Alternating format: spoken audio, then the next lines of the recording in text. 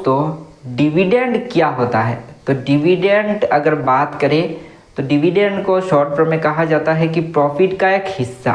ठीक है, कोई कंपनी अगर डिविडेंड पे कर रहा है तो उसको उस कंपनी का प्रॉफिट का हिस्सा माना जाता है। तो वो कंपनी क्या करता है, अपने जितने भी शेयर होल्डर होते हैं उनको पर शेयर वाइज एक सर्टेन अमाउंट डिविडेंड के तहत दे देता है। ठीक है, तो आसान शब्द में अगर कहा जाए ना तो डिविडेंड यही है कि प्रॉफिट का हिस्सा।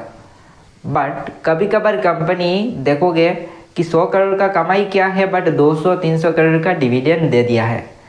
वो कुछ 2-3 केसेस में होता है, उसके वजह से कंपनी का खराब भी इमेज हो सकता है या तो कंपनी खराब रास्ते में जा रहा है। देखो क्या होता है कि जैसे कि मान लो किसी गांव में एक थोड़ा बहुत अमीर फैमिली है।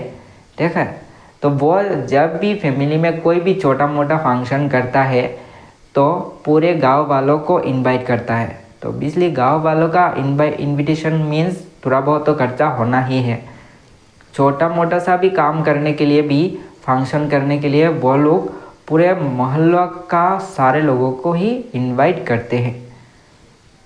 इन फ्यूचर जाके कभी उनका पैसे का थोड़ा दिक्कत आ गया बट फैमिली में कोई एक छोटा मोटा सा भी फंक्शन करना है तो वो लोग हो सकता है कि लोन लेके किसी से फैमिली का फंक्शन कर ले। ठीक है, या तो हो सकता है कि आपने बड़े सेविंग अमाउंट जो था वहाँ से पैसा निकाल के यानी फंक्शन कर रहे हैं। ऐसा भी हो सकता है कि घर में कोई ऐसा बड़ा चीज़ है जिसको सेल करके उन्हें फैमिली फंक्शन करना पड़ रहा है। अक्सर फैमिली में देखा जाता है, कभी कभार कुछ फैमिली ऐसे भी होते हैं जो अपने ज़मीन बेच के भी लड़कियों का लड़के का शादी करवा देते हैं। ठीक है ना, तो यही है कि फैमिली में प्रेशर आ जाता है, सोसाइटी का जो प्रेशर है, क्योंकि पहले से ही ऐसे मेंटेन करते आ रहे हैं। अचानक से अगर छोटे तरीके से फंक्शन करेंगे तो उनका जो स्टेटस है वो डाउन में चला जाएगा। ठीक है, सिमिलरली शेयर मार्केट में भी ऐसा ही है। कोई कंपनी कंटिन्यूसली एक सर्टेन परसेंटेज का डिविडेंड देते आ रहा है और अचानक से उस कंपनी का थोड़ा बहुत प्रॉफिट अगर डाउन में चला गया है तो वह कंपनी कोशिश करेगा कि अपना बैंक अकाउंट में जो रिजर्व अमाउंट है उस अमाउंट को ला के डिविडेंड दे देने के लिए। ठीक है, कभी कभार 100 करोड़ का कमाई क्या है बट कंपनी हर साल 300-400 करोड़ का डिविडेंड देता है टोटल। तो कंपनी क्या कर सकता है, अपने बैंक अकाउंट में अगर सेविंग है तो वो क्या करेगा, थोड़ा बहुत ला के डिविडेंड दे देगा। ठीक है, एक हिसाब से इसको ख़राब भी कह सकते हो बट अगर कंपनी का ग्रोथ हो सकता है, ऐसा हो सकता है कि नेक्स्ट साल उससे बाद भी ग्रोथ होगा तो इस साल कंपनी ने रिजर्व से थोड़ा बहुत दे दिया तो कोई फ़र्क नहीं पड़ता।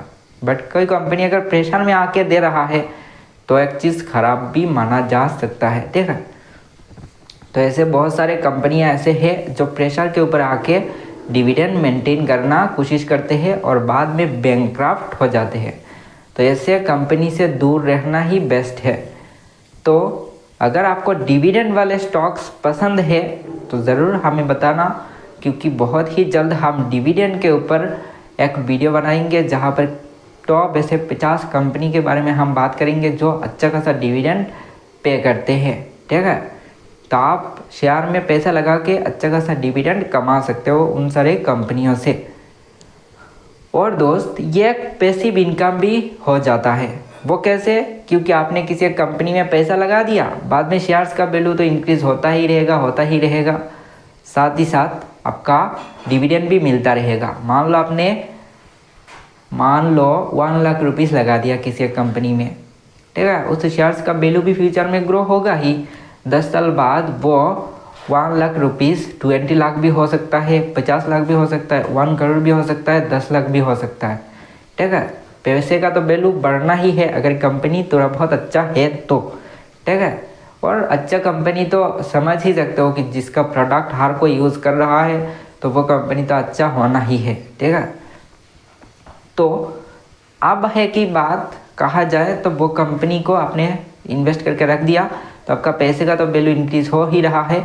साथ ही साथ आपका पैसे का वैल्यू जब इंक्रीज़ होता रहेगा उसके साथ ही साथ आपका डिविडेंड का अमाउंट भी इंक्रीज़ होता रहेगा ईयर ऑन ईयर बेसिस में। ठीक है, ऐसे भी कंपनियां होते हैं। तो इस तरीके से आप एक अपना पैसिव इनकम सोर्स बना सकते हो, ठीक है। तो ये वीडियो सिर्फ एक इन्फॉर्मेशनल पर्पज़ के लिए है, कोई भी इन्वेस्टमेंट एडवाइस नहीं है। तो फिलहाल आज के लिए इतना ही, मिलते हैं किसी नए वीडियो के साथ। May God bless you, good bye.